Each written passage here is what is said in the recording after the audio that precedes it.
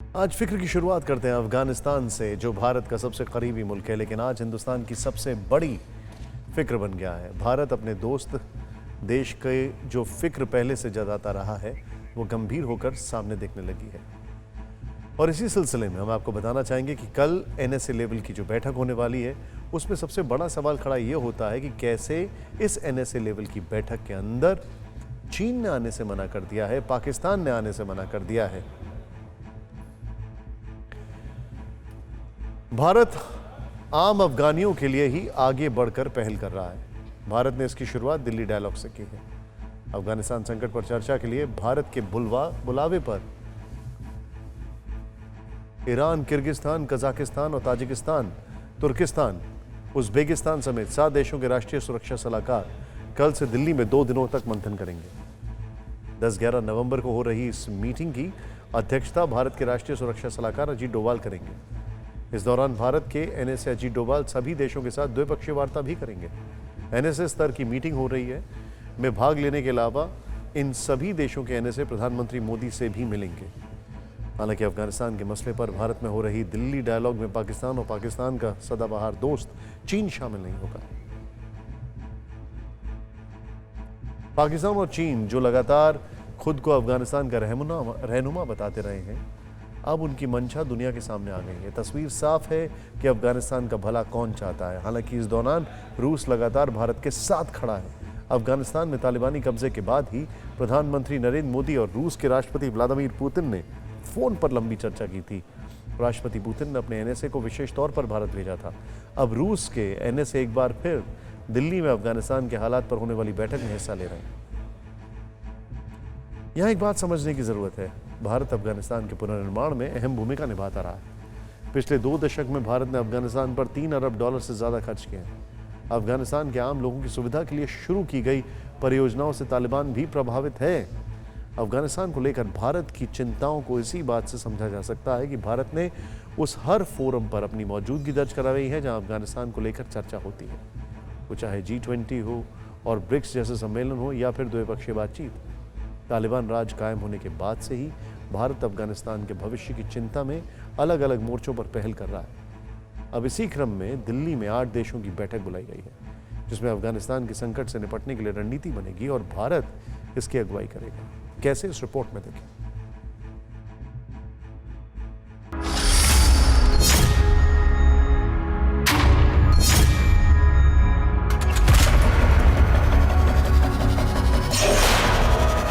तालिबानियों का गुरूर हालात की हथौड़े की चोट से चकनाचूर हो रहा है।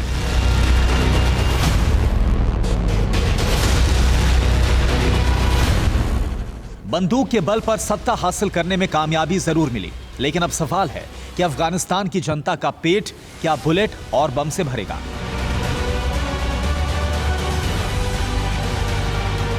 क्या लाखों अफगानी युवा, महिलाएं, बच्चे और बुजुर्ग बेरोजगारी, अशिक्षा, कुपोषण और भूखमरी की भेंट चढ़ जाएंगे? करीब 3 महीने में ही AK-47 लेकर घूमने वाले तालिबानियों के खिलाफ अफगान लैंड से आवाज उठने लगी है। बेबसी और भूख से गोलियों का डर जहन से खत्म होने लगा है।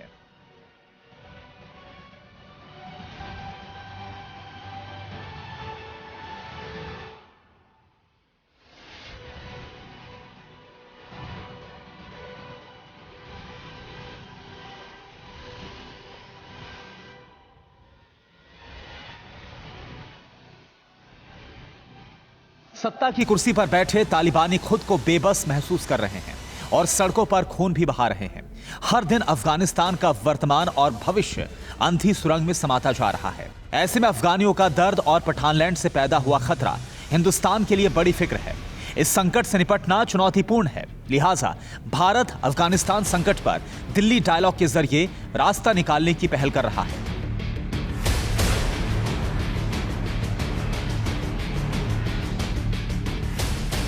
अफगानिस्तान के बदले हालात के बीच भारत की भूमिका भी बड़ी हो गई है। इसका अंदाजा इसी बात से लगाया जा सकता है कि बुधवार से एनएसए स्तर की होने वाली 2 दिन की मीटिंग में भाग लेने के लिए 7 देशों के राष्ट्रीय सुरक्षा सलाहकार अपने अपने स्पेशल विमान से दिल्ली पहुंचे हैं। इन देशों में एनएसए की जिम्मेदारी संभाल रहे सभी व्यक्ति अपने अपने देशों की सरकारों में बेहद प्रभावशाली भूमिकाओं में हैं। 8 देशों के एनएसए की मीटिंग में यह मंथन होगा कि किन कदमों के उठाने से अफगानिस्तान से आने वाले खतरों और चुनौतियों का सामना किया जा सकेगा। भारत 10 नवंबर को दिल्ली रीजनल सिक्योरिटी डायलॉग हो रहा है, जिसमें भारत के अलावा 8 देश और हिस्सा ले रहे हैं। अफगानिस्तान के ऊपर चर्चा होगी, वहां के हालात के ऊपर चर्चा होगी और उसके लिए क्या किया जाए इसके ऊपर विचार विमर्श किया जाएगा, क्योंकि अफगानिस्तान के हालात का सेंट्रल एशिया के देशों में, भारत में और पूरी दुनिया पर असर पड़ेगा। वैसे अफगानिस्तान के मुद्दे पर अलग अलग स्तर की बैठकें होती रही हैं। हार्ट ऑफ एशिया या मास्को, कतर फॉर्मेट पर होने वाली बैठकों में ज्यादातर कूटनीतिक तरीके से ही बातचीत हुई है, लेकिन इस बार भारत की पहल खास और बाकी सबसे अलग है, क्योंकि अफगानिस्तान के मुद्दे पर एनएसए स्तर की बातचीत में न सिर्फ अफगानिस्तान बल्कि तालिबान शासन के बाद अफगानिस्तान के सभी पड़ोसी देशों की सुरक्षा चिंताएं भी शामिल होंगी। उसका हल निकालने के लिए 8 देशों के राष्ट्रीय सुरक्षा सलाहकारों की बैठक में सुरक्षा से जुड़े पहलुओं पर चर्चा होगी और आम सहमति से समाधान खोजने की कोशिश की जाएगी। अब जब पाकिस्तान की शह पर तालिबान राज में 21वीं सदी की लोकतांत्रिक नीतियों और मानवीय पहलों की धज्जियां उड़ाई जा रही हैं, भारत की चिंताएं बढ़ गई हैं और वो हाथ पर हाथ धरे बैठे नहीं रह सकता। भारत ये भी चाहता है कि अफगानिस्तान के बीते हुए कल, वर्तमान और भविष्य पर चर्चा वाले हर मंच पर उसकी भागीदारी सुनिश्चित हो, ताकि वो अपनी चिंताओं से न केवल दुनिया को वाकिफ करा सके, इसके समाधान के लिए दबाव भी डाल सके। भारत का ये रुख हमेशा रहा है कि अफगानिस्तान में शांति होना बहुत जरूरी है।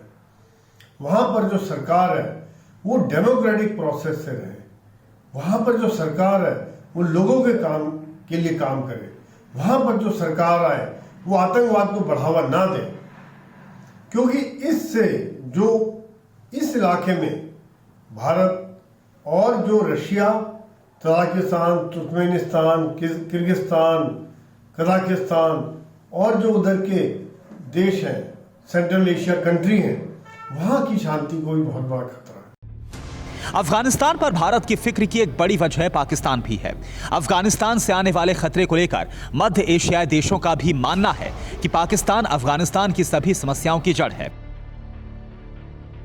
8 देशों के एनएसए इस बात पर भी मंथन करने वाले हैं कि अफगानिस्तान में पाकिस्तानी साजिशों पर कैसे नियंत्रण किया जाए। तभी तो दिल्ली रीजनल सिक्योरिटी डायलॉग के मुख्य एजेंडे में भी आतंकवाद, radicalisation, cross border movement, drug तस्करी और अफगानिस्तान में मौजूद खतरनाक अमेरिकी हथियारों के गलत हाथों में जाने से रोकना शामिल है। यकीनन अफगानिस्तान सबसे बड़े संकट काल से गुजर रहा है, जिसकी परवाह न पाकिस्तान को है और न ही तालिबानी सरकार को। अफगानिस्तान से अमेरिका की वापसी के साथ ही अफगानियों को मिलने वाली हर तरह की मदद बंद है। संयुक्त राष्ट्र तक चेतावनी जारी कर चुका है कि नवंबर के अंत तक अफगानिस्तान की आधी आबादी को ठीक से खाना तक नहीं मिलेगा। मतलब अफगानिस्तान में रहने वाला हर दूसरा आदमी अब भरपेट खाना तक नहीं खा सकेगा। ऐसे में काबुल से महज 1000 किलोमीटर दूर दिल्ली अफगानिस्तान पर रास्ता निकालने में जुट गया है।